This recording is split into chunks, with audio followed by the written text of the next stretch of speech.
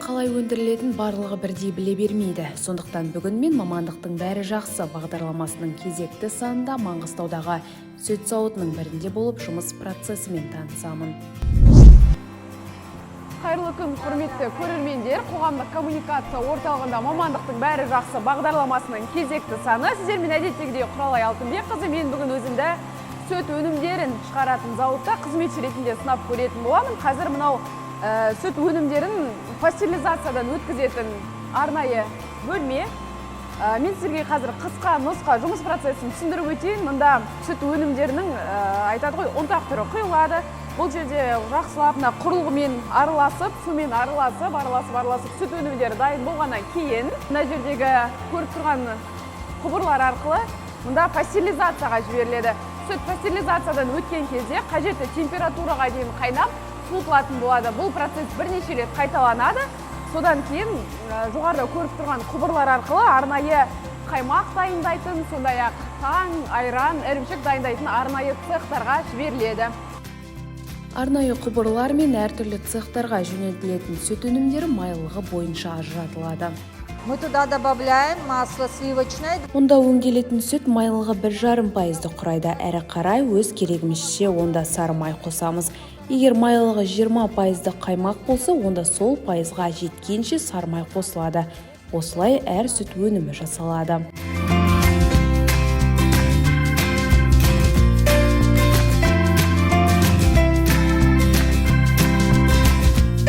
Мен қазір мына жерде қаймақ өнімдерін жасайтын цехқа келдім. Зауытта қазір өзімді осында қызметші ретінде сынап көремін. Яғни қаймақтарды мынандай дайын шелекшелерге құятын боламыз. Мына құрылғылардың барлығымен қазір жұмыс жасаймын. Бірінші рет маған сәттілік тілеп қойыңыздар.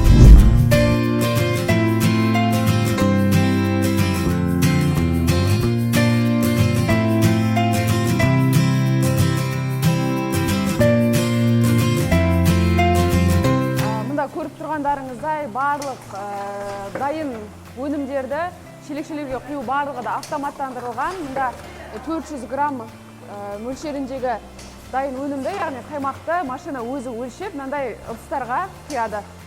Тек қана бұл жерде қол көмегі керек болады, мынандай дайын өнімдерді жинаған кезде ғана.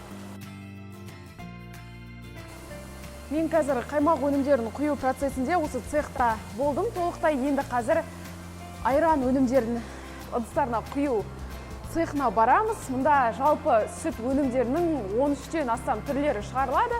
Айына 100 тоннадан астам өнім шығаратын зауыт осындай екен. Ал мына жерде бөтелкелерге құйылған дайын өнімдердің сыртына қағаз жапсырмаларын бекітіп жинайды.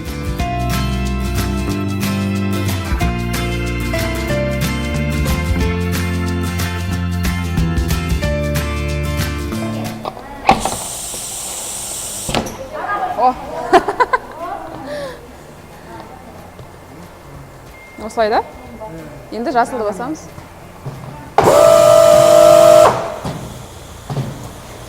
Ал мына жерде көбіміз сүйсініп ішетін таң құятын цех. Бұл жер шапшаңдық пен ұқыптылықты қажет етеді. Бір қате қимыл немесе бөтелкеңді тосып үлгермесең 1 литр өнім зая кетеді.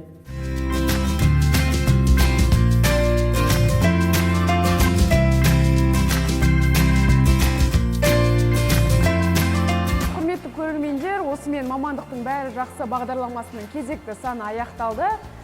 Мен жаңа зауытта өзімді бірнеше цехта сынап көрдім. Бұл жерде қазір барлығы да автоматтандырылған екен, тек қана икемділік қажет және де шапшаңдық қажет екен бұл мамандықта.